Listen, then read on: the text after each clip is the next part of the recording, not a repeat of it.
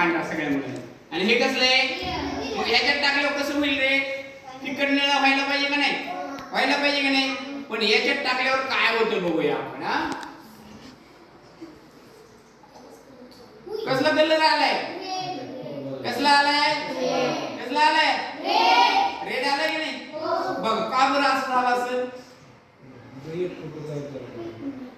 हा, आता red colour आला आहे की नाही? आता पाहूया छोटं याच्यात. आता समजा हेच सोल्युशन, आता हे दुसरं सोल्युशन. कसलं आहे? दुसरं आहे की नाही? हे सोल्युशन आपण घेऊन बघूया. काय तर मजेशीर बघूया. मग बघायचं का? आता समजा आहे की नाही, हे काय आहे? हे पण एक ऍसिड आहे. ह्याच्यावर लिहिले की नाही ऍसिड? हे अंगावर पडलं तर हे होत असतंय, हा जळत असतंय बघा. त्यामुळे हे एक ऍसिड घेतलंय आपण. घेतलं का? घेतलं ना ऍसिड? हा, जायचं नाही मग बघायचं नसलं तर.